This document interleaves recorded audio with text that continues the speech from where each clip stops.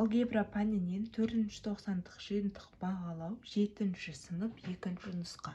Екінші нұсқаның бірінші есебі. Бізде бірінші есепте бөлшекті қысқартыңдар деп айтылған.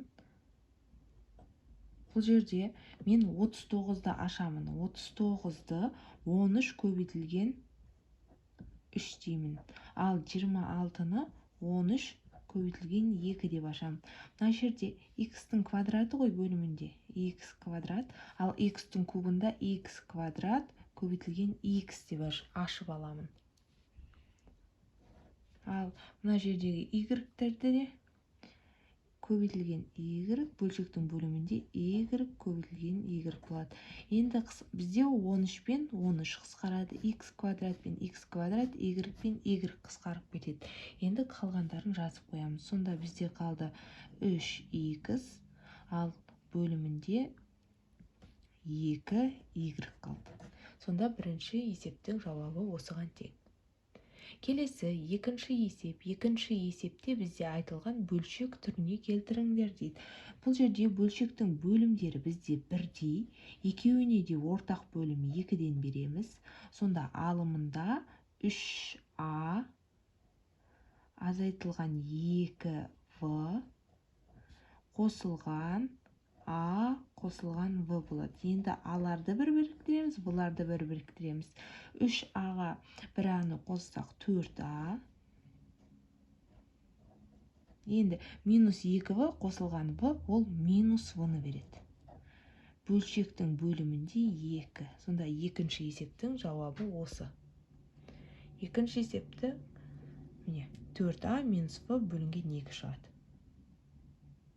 Үшінші есепте амалдарды орындаңдар деп жазған. Енді бізде бірінші бөлшек сол қалпында жазылады, екінші бөлшектің алымы мен бөлімін орнына ауыстырамыз.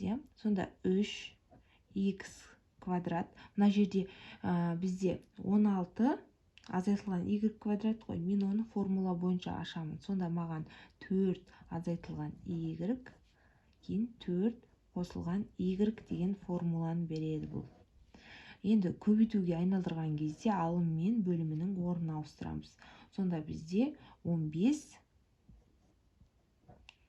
x-тің 5 дәрежесі, ал мына жерде 4 қосылған y болады.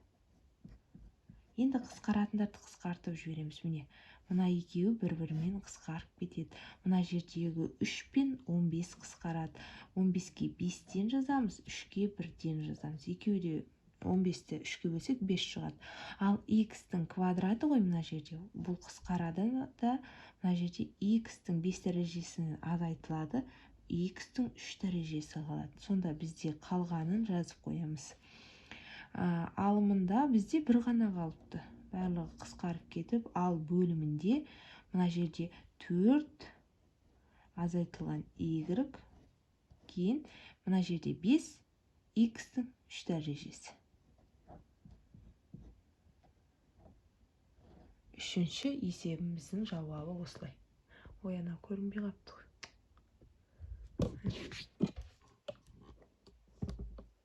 Үшінші есеп толығы. Камераға толық түспей қапты. Мынау жалғасы. Төртінші есеп. Өрнекті ықшамды аңыз деп айтылған есептің шартында. Бұл жерде ортақ бөлім береміз. Бірінші мен мынаны ашып жазып алайын. Мен мына формуланы мынаны ашуым керек. Өйткені бізде v мен санның орнына ауыстырамыз 9-дың. Сонда қараңыздар, 2 жазылады. Бірінші бөлшегіміз сол қалпында 3 қосылған v. Ал екінші бөлшекті қараңыздар. Мына жерде мен 9-ды бірінші шығарамын да, v-ны екінші жазамын. Бұл деген сөзіміз былай ғой. Черновикке жазып көрсетейін. v-ның квадраты минус 9 ғой. Соны мен минус 9 қосылған v квадрат деп жазып аламын да, минусты жақшаның сыртынан шығарам. Сонда 9 қосылған v-ның квадраты қалады. Азайтылған мына жер, қосылған емес. Азайтылған. Сонда осы формуланы бірден жазамын. Енді мына жердегі минусым мен минусты жақшаның сыртына шығарғаным үшін қосуға айналады. Сонда мен бірден жазамын. Сонда 3 азайтылған в, екіншісінде 3 қосылған в болады. Бірден жазған кезде осыған тең. Ал алымында 12. Ал келесі бөлшек сол қалпында жазылады. 3 азайтылған в, алымында 2. Енді ортақ бөлім беремін. Ортақ бөлім мен мына жерде қосу таңбасы болғандықтан азайту таңбасына көбейтіледі 3 минус в-ға. Ал мынау 1-ге көбейтіледі. Ал мынау 3 азайтуға қосылған в-ға көбейтіледі. Енді осыны орындаймыз. Бөлшектің бөлімі 3 минус в, 3 қосылған в болады. Енді бірден көбейтіп жазайық. Камераға.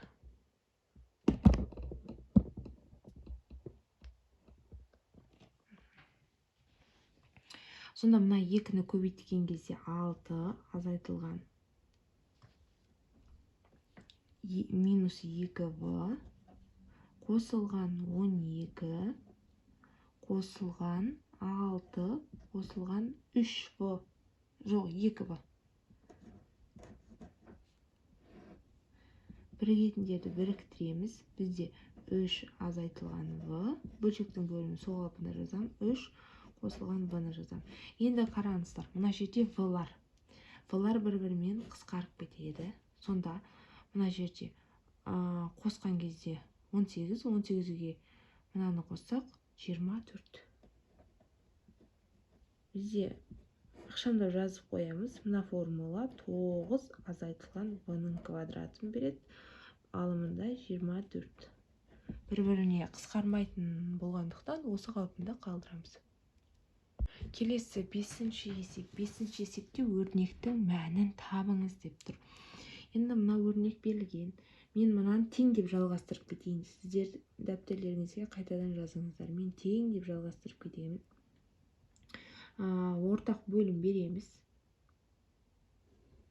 Бізде ортақ бөлім а қосылған 1, кейін а-ның квадраты азайтылған а қосылған 1-ден береміз. Өйткені міне мына формула, мына екеуінің қосындысы мына формуланы береді. Бірінші бөлшекті мен 1-ге көбейтеміз. Екінші бөлшекті а қосылған 1-ге, үшінші бөлшекті а квадрат азайтылған а қосылған 1-ге көбейтеміз. Енді біріктіріп жазамыз. Сонда 3а-ның квадраты қосылған 6 болады. Ал мынаны минусына мән береміз. Сонда бізде мына екеуі көбейтілгенде 3а болады. Мына минуспен минус 3а жазылады. Ал мына екеуін көбейткенде 3, мына минуспен минус 3 жазылады. Енді мына жерде де бәрінің таңбасына мән береміз. Минус а квадрат. Енді мына жерде минус қой. Мына минуспен қосу болады. Қосылған а. Енді азайтылған 1. Енді біріктіреміз бірігетіндерін. Схема камераға. Сонда бізде бөлшектің бөлімін сол қалпында қалдырайын. А қосылған 1. Екінші бөлшекте а квадрат минус а қосылған 1 болады. Енді бірігетіндерін біріктірем. Бізде қараңыздар 3а квадрат, мына жерде а квадрат. Сонда 2 а квадрат болады. Мына жерде 3а минус 3а, мына жерде 2. Сонда минус 2а. Ал сандарда азайтқан кезде 6-дан 3-ді азайтамыз. 3, одан 1-ді азайтамыз. 2. Сонда қосылған 2 болады. Енді бөлшек алымы бойынша қараңыздар. Барлығында 2 бар. 2-ні жақшаның сыртына шығарып жібереміз. Бізде сонда 2 жақшаның сыртына шығарғанда а-ның квадраты минус а қосылған 1 қалады. Бөлшектің бөлімінде а қосылған 1. Бірінші жақшада, екінші жақшада а квадрат минус а қосылған 1 болады. Енді 1-де екеуін қысқартып жібереміз.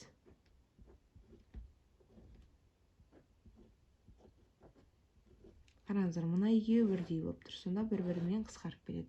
Бізде қалады 2 алымында а қосылған 1 қалады. Сонда енді бізде айтып тұр. А-ның мәнін қойып есептеуіміз керек. А тең мына жерде x деп жазып қойған ба? Мынау бізде а болу керек.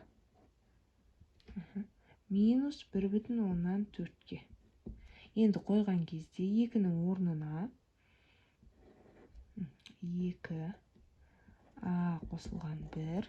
Ол деген сөзіміз 2 минус 1,4 қосылған 1. Енді ол минус 0,4 береді. Бөлінген 2. Бізде ол минус 5 береді. Сонда жауабы минус 5-ке тең. Жауабы минус 5 деген сөз. Бұл бізде 5-ші есеп.